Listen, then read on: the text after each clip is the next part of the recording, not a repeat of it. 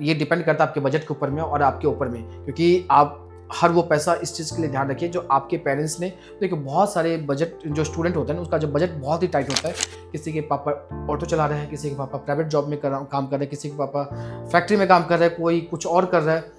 No doubt 50% लोग हैं अच्छे फैमिली से, मिडिल क्लास फैमिली से हैं, बाकी 50% हैं जो कि बिलो मिडिल क्लास फैमिली बोल सकते हैं, या कम पैसे हैं, जिसके पास लोन लेके किया है और सारे एफर्ट डाल दिया फैमिली ने, पेरेंट्स ने बच्चों को डॉक्टर बनाने में। तो hello everyone, my name is doctor Rakesh, alumni for state medical university. तो गाइस आज मैं आपको पर्सनल एक्सपेंसेस जो होते हैं, मंथली एक्सपेंडिचर, कोई भी स्टूडेंट किसी भी यूनिवर्सिटी को सिलेक्ट करता है। देखो मंथली एक्सपेंसेस कांस्टेंट होता है।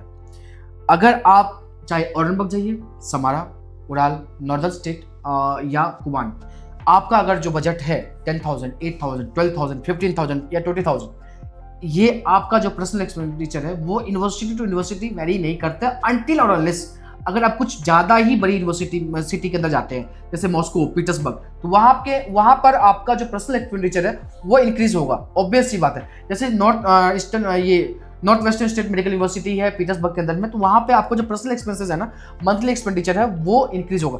अभी मेरे साथ एक स्टूडेंट समझ लो आप, गौतम है। अब जैसे कि लेट सपोज ये गौतम अगर जाता है समारा स्टेट मेडिकल यूनिवर्सिटी के अंदर में या उड़ाल स्टेट मेडिकल यूनिवर्सिटी के अंदर में, तो अगर इसका पर्सनल बजट 10,000 है, तो ये 10,000 चाहे उड़ाल में जाए या समारा में जाए, इनका बजट सेम रहने वाला है, वहाँ पे कोई ज़्यादा वेरिएशन नहीं आएगा।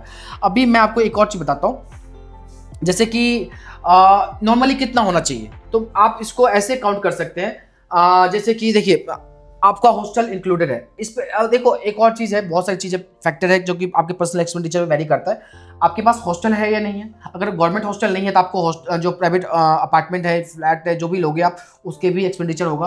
प्लस में जो हॉस्टल है वो या अपार्टमेंट है वो कैंपस से कितना दूर है, क्योंकि उसमें ट्रैवल एक्सपेंसेस भी ऐड हो जाता है। लेकिन एज सच मैं बताऊं, जो ट्रैवल एक्सपेंसेस ज़्यादा एक्सपेंसिव नहीं होता रशिया के अंदर में। लेकिन अगर जैसे कि आप हॉस्टल में रहते हैं या अपार्टमेंट में 4 लोग के साथ रहते हैं, टैक्सी आप एक साथ कर सकते हो। लेकिन हॉस्टल में रहते हो या ऐसे कहीं भी अगर बस प्रेफर करते हो तो मैक्सिमम 20 रुपीज़ 25 रुपीज़ पर वन वे। अगर आप एक स्टॉप से नेक्स्ट स्टॉप पे भी उतरते हो आपको 25 देना पड़ेगा, या अगर लास्ट में जाते हो, फर्स्ट स्टॉप से लेकर लास्ट में जाते हो, तब भी आपको सेम अमाउंट 20 रुपीज़ ही देना पड़ेगा। तो ऑन एवरेज अगर ले लो, अगर आपको एक दिन में कैंपस में कहीं पर दूर जाना, ट्रैवल करना है, तो अप्रॉक्सीमेटली 40 रुपीज़ पर डे के हिसाब से आपको लगेगा। और ये अगर 30 डेज का है, 30 डेज मतलब 30 दिन तो क्लास होती नहीं है, लेकिन वीक में हम 7 दिन काउंट करते हैं और महीने का 30 दिन काउंट करते हैं, तो 1200 रुपये आपके। इससे ज़्यादा 1200 से ज़्यादा आपके ट्रांसपोर्ट में ट्रैवल करने में इससे ज़्यादा खर्चा नहीं हो सकता, अगर कैंपस कितना भी दूर क्यों ना हो।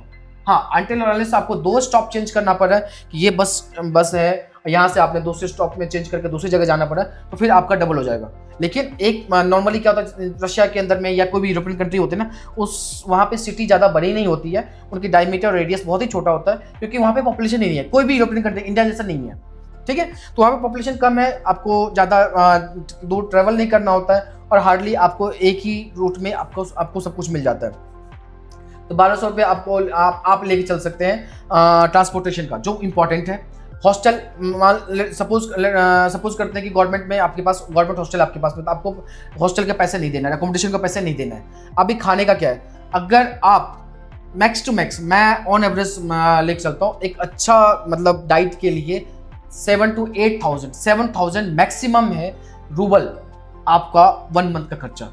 एक इंसान के लिए 7,000 मैक्सिमम एक अच्छा डाइट मिल सकता है, चाहे आप वेजिटेरियन है, नॉन वेजिटेरियन है, अच्छा खाना आपको मिल जाएगा 7,000 में। आप देखो डेली आपको रेस्टोरेंट में, कैफे में खाना है तो वो अलग बात है, लेकिन अगर सेल्फ कुकिंग करते हैं, अगर आप सेल्फ कुकिंग करते हैं तो 7,000 से ज़्यादा पैसा आपको नहीं लगने वाला आपके डेली के फूड में 30 डेज के लिए। अगर आप ग्रुप में खाना बनाते हैं, मैं ये स्पेशली देखो, हमारे पास जितनी भी यूनिवर्सिटीज़ हैं उन सारी यूनिवर्सिटी के अंदर में मेस की सर्विस है, तो मेस का पैसा आपने ऑलरेडी दे दिया है, तो ये पैसे भी नहीं लग रहे आपके फर्स्ट ईयर में, लेकिन सेकंड ईयर से लगेंगे। लेकिन एक और चीज़ बताता हूँ मैं आपको, जो मेस में अगर आप साथ में खाना बनाते हैं, जैसे मान लो मैं और ये जो स्टूडेंट है, ये दोनों साथ में मिलकर खाना बना रहे हैं, या 3 लोग साथ में मिलकर खाना बना रहे हैं, उसमें क्या होता है, 3 चीज़ की सेविंग्स होती है।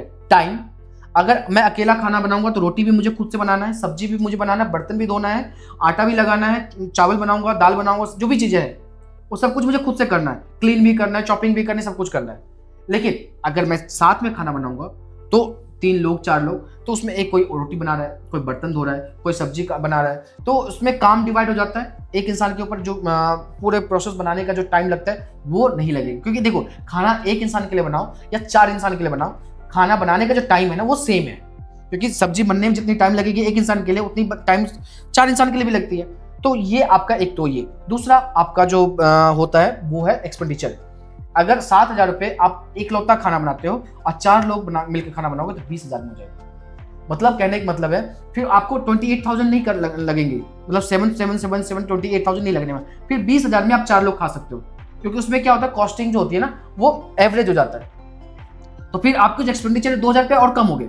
4 लोग अगर मिलकर खाना बना रहे हो तो 5,000 सफिशिएंट है आपके 30 डेज के लिए फूड का, ठीक है। और थर्ड बेनिफिट क्या होता है ग्रुप में खाना बनाने का, वो है एक केयर, मतलब सपोर्ट। लेट्स सपोज कि आप सिंगल खाना बना रहे हो, आप बीमार हो, तबीयत खराब होगी, हेल्थ इश्यूज है, कोई प्रॉब्लम है, किसी को पता भी नहीं चलेगा और कोई आपको उस टाइम पे हेल्प भी नहीं करते, बहुत कम लोग को पता चलता है। इसलिए अगर साथ में खाना बनाते हो तो अभी जैसे कि आपकी कोई कल इंपॉर्टेंट एग्जाम है, मान लीजिए कल एनाटॉमी का मॉड्यूल है, कल कोई एग्जाम है, बायो का एग्जाम है, कोई इंपॉर्टेंट सब्जेक्ट की क्लासेस है, आप उस दिन स्किप कर सकते हो खाना बनाने के लिए। तो फिर आपके साथ वाले जो लोग हैं वो आपको सपोर्ट करेगा खाना बनाने में या हेल्प करेगा। परसों उसकी एग्जाम होगी तो आप खाना बना देना। तो ये भी एक एडवांटेज मिलता है, क्योंकि कभी कभी जो मॉड्यूल होता है या जो वीकली टेस्ट होते हैं या पूरे मतलब मॉड्यूल मतलब होता है एक पूरे सिस्टम का एग्जाम, जैसे एक पूरा मॉड्यूल का एग्जाम, उसमें आपको एक्स्ट्रा पढ़ाई करना पड़ता है, दिन रात पढ़ना होता है, तो फिर उसमें खाना बनाओगे इरिटेशन होता है, फिर आपको ऑर्डर करना पड़ेगा। ऑर्डर करोगे तो फिर आपका जो बजट है वो स्पाइक करेगा, इंक्रीज करेगा। तो ये एडवांटेज है ग्रुप में खाना बनाने का सेकेंड ईयर से। जिनके पास फर्स्ट ईयर में से वो इन चीज़ों को सोचने की जरूरत नहीं है, लेकिन सेकेंड ईयर से आपको करना है। जहाँ पे फर्स्ट ईयर में से नहीं है, आपको सेल्फ कुकिंग करनी है, तो आप इन चीज़ों को सोच सकते हैं। तो फिर ये अगर मान लेते हैं सिंगल खाना बना रहे हैं और ट्रांसपोर्टेशन का कॉस्ट, ये आपका खर्चा हो गया 8,200। अगर आप साथ में कुकिंग करते हैं तो ये 5,000 प्लस में 1,200, ये आपका हो गया 6,200। अब बात करते हैं, अगर देखिए कॉलेज में रहोगे तो सिर्फ घर पे तो खाना नहीं खाओगे, तो कभी कभी आप बाहर भी खा सकते हो। तो बाहर खाने के लिए आप जो ऑन एवरेज 1,000 रुपये ले लो, जो 2 दिन मतलब मंथ में 2 दिन जाके बाहर चिल आउट कर लिए, 1,000 रुपये उस मतलब आप उसके लिए ले लो। प्लस में 1 से 1,500 रुपये पर्सनल एक्सपेंडिचर मैं बोल सकता हूँ। तो पर्सनल एक्सपेंडिचर में जैसे कि शॉपिंग करनी है, कुछ लेनी है, देखो फर्स्ट मंथ में जो भी आपको शॉपिंग करना होता है विंटर के, जो भी चीज़ें चाहिए होती है वो तो हो गया, लेकिन सेकंड मंथ से थर्ड मंथ से आपको हर महीने कुछ ना कुछ चाहिए नहीं होता है, लेकिन एक बेसिक नीड के लिए 2,000 बैकअप में लेके चलते हैं, जो आपके पर्सनल एक्सपेंडिचर हो गया। तो 5,000 प्लस में 1,200 प्लस में 1,000 प्लस 2,000, ये हो गए टोटल 3,000 और 8,000 9,000। अब मतलब ऑन एवरेज 9,000 में, जो कि आपको एक बेस्ट ऑप्शन दे रहा हूँ। इसमें आपका ट्रांसपोर्टेशन भी हो गया, नॉर्मल शॉपिंग भी हो गया, हर महीने 1,500-2,000 रुपये आप बैकअप में लेके चलते हैं, प्लस में आप क्या बोलते हैं ट्रांसपोर्टेशन का भी हो गया और फूड का भी हो गया। तो ये 9,000 रुपये रूबल, 9,000 रूबल, जो कि अप्रॉक्सीमेटली अभी के टाइम के हिसाब से 8,000 INR, 8,000 INR, जो कि मोर देन सफिशिएंट है आपके एक normal, better than normal life के लिए। देखिए क्योंकि इसमें आउटिंग के लिए भी आपको जाना है, कहीं ट्रैवल करना है, घूमना है, 1,000 रुपये तो आप उसके लिए भी है, 2,000 रुपये आपके उसके लिए भी है। हाँ, बाकी देखो आपके ऊपर डिपेंड करता है आप कितना कम पैसे खर्च करना चाहते हैं, आप कितने कम एक्सपेंसेस में सब कुछ मैनेज करना चाहते हैं। ये डिपेंड करता है आपके बजट के ऊपर में और आपके ऊपर में, क्योंकि आप हर वो पैसा इस चीज़ के लिए ध्यान रखिए जो आपके पेरेंट्स ने, देखिए बहुत सारे बजट जो स्टूडेंट होते हैं उसका जो बजट बहुत ही टाइट होता है।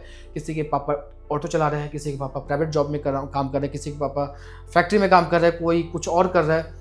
नो डाउट 50% लोग हैं अच्छे फैमिली से, मिडिल क्लास फैमिली से हैं, बाकी 50% हैं जो कि बिलो मिडिल क्लास फैमिली बोल सकते हैं, या कम पैसे हैं जिसके पास लोन लेके किया है और सारे एफर्ट डाल दिया फैमिली ने, पेरेंट्स ने बच्चों को डॉक्टर बनाने में। तो आप लोगों को खुद ही सोचना पड़ेगा। बाकी देखिए ये एक्सपेंडिचर को ना आप मैनेज कर सकते हैं, कभी कभी वीकली मतलब संडे सैटरडे को पार्ट टाइम जॉब करके आप इजीली, अगर आप पार्ट टाइम जॉब करते हैं, अगर संडे की सिर्फ ड्यूटी करते हो तो 3,000 10 से 12,000 रुपये आराम से अर्न कर सकते हो आप महीने में। अगर 5 दिन भी महीने में ड्यूटी करते हो तो आराम से आप मिनिमम समझ लो 10 to 12,000 आप अर्न कर सकते हो। ये आप अपने पर्सनल एक्सपेंडिचर इसी से मैनेज कर लोगे, तो आपको फैमिली पे डिपेंड रहने की जरूरत है नहीं। तो गाइस ये रही मंथली एक्सपेंसेस, इसके अलावा आई डोंट थिंक कोई भी एक्स्ट्रा खर्चा होता है वहाँ पे, क्योंकि आपका मेडिकल भी हो चुका है, वीज़ा भी हो चुका है, हॉस्टल फीस भी है और कॉलेज की फीस भी है। तो गाइस ये रही मंथली एक्सपेंसेस का वीडियो। बाकी मैंने रूबल एक्सचेंज कैसे होता है बाकी और भी वीडियोज़ बना रखा है, तो वो वीडियोज़ आप जाके चैनल पर देख सकते हैं। और प्लीज़ लाइक कीजिए, शेयर कीजिए, सब्सक्राइब कीजिए। Good bye.